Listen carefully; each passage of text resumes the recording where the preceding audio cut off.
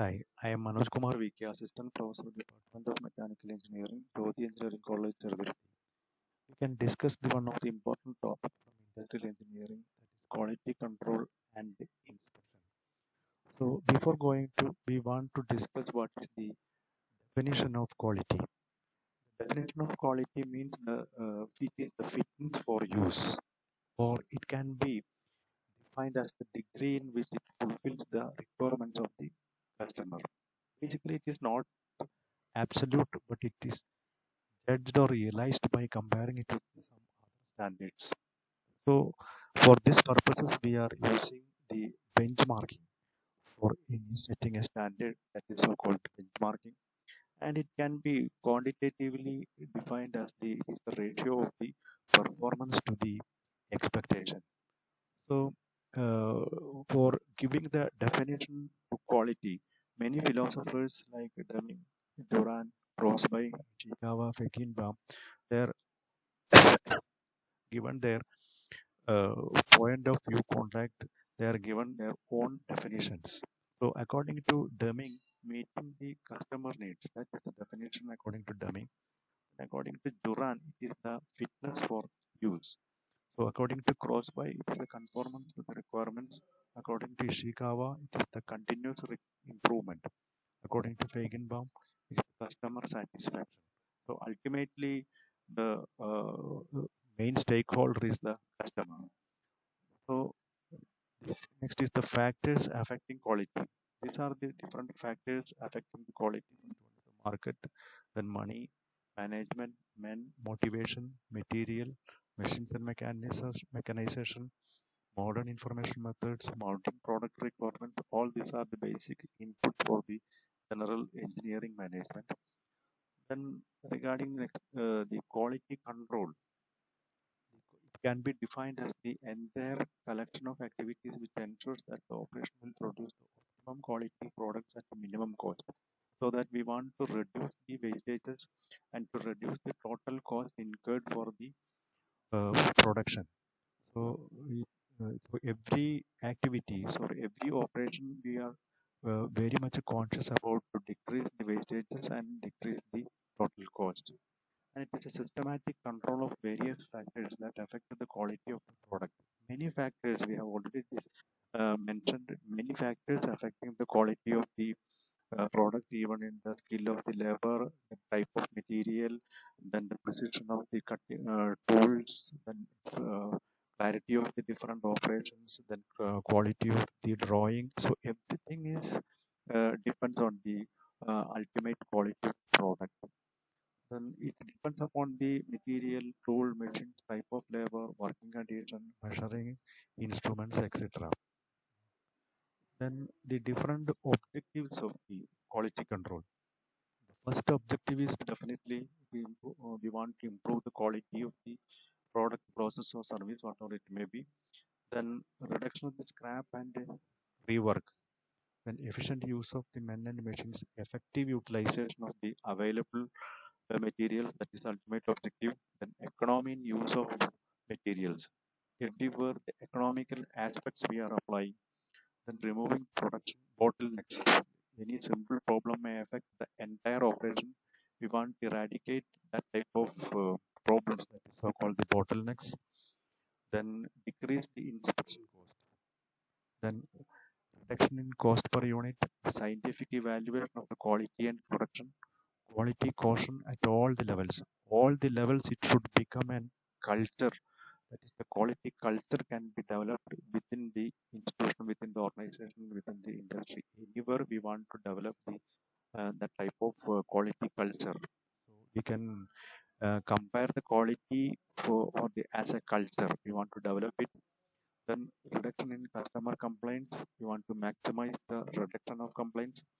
Then to check the variation during the manufacturing, what is the deviated from expected outcomes. So every operation we should have a specific targets and objectives. How far it is deviated from our expected outcome, that should be clearly monitored, and to prevent the poor quality product reaching to the customer. That is the duty of the ultimate quality control department. Then for the different types of quality control tools we are generally using, these are these important 7 types of tools. First one is the Pareto diagrams.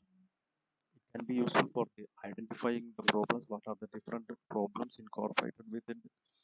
Then next is process flow diagram for understanding the mess. Then cause and effect diagram, or it can also be called as a fishbone diagram.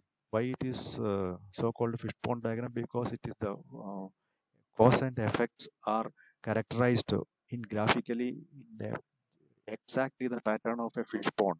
That is why it is called fishbone diagram. It is useful for generating the ideas. Then check sheets. You can directly monitor the performance of the various instruments.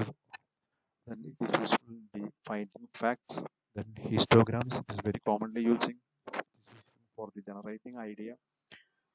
Then scatter diagrams can be used for developing solutions. Then next is the control charts. Very important. It is useful for the implementation side. After planning the implementation side, we are control charts are we are using. So we want to come across some important or to explain some points regarding the control charts. So control charts is the basically a graphical representation of the collected information. So whatever may be the information collected for an operation process, anything, we can be plotted in a graphical way. That is so called the control charts. The ultimate objective of the control chart is to plot the information or plot the performance regarding the product or service or process. Then we can plot whether it is in a acceptable region or rejectable region. We want to take a decision based on this, whether it is lying inside our tolerance limit or outside the tolerance limit. For plotting this, we are using a central tendency. So based on this central tendency, how much it is deviated, the collected information, how much it is deviated, our expected uh, central tendency of the performance. Then the information may pertain to measured quality characteristics or judged quality characteristics of the samples. Then it detects the variation in processing and it warns if there is any departure from the specified tolerance limit. Meticulously, we can access the performance of the system from this plot, whether it is out of our tolerance limit or lying inside it. So accordingly, we can take the decision. So this is the graphical representation of the control chart. For this type of data we are using, commonly we are continuous numerical type of data and discrete numerical type data. For this and also variable charts and correspondingly attribute charts. So analyzing or plotting the control charts for variable charts, we are using the R chart and X bar chart. For attribute charts, it is a P chart or C chart. These are the commonly using control charts for the variables. Based upon the measurements of quality characteristics are called control charts for variables. X bar chart and R bar chart, how it is plotting, shows the centering of the process. That is, it shows the variation, the average of sample. It is the most commonly used variable chart. Then R chart shows the uniformity or consistency of the process. That it shows the variation, the range of samples. It is a chart for measure of spread. So combinedly, it can be used for the quality monitoring. So it can be explained with the help of an example. Some data are given. Then first of all, we want to calculate the upper control limit and lower control limit using these data. The parameters like A2, D4 and D3 all are taken from the statistical control chart. So this is the example. When 5 samples are given for the different sets. So at least 25 samples subgroup should be used to get an accurate measure of the process of verification analysis, saying that we want to roughly take 25 samples. Then according to this problem, we want to calculate the X bar and R. We are calculating and we are calculating the center line R bar. Then calculation of the upper control limit UCL using that formula. lower limit LCL we are calculating in this, and finally we are calculating X double bar control limit, lower control limit, and we plot accordingly.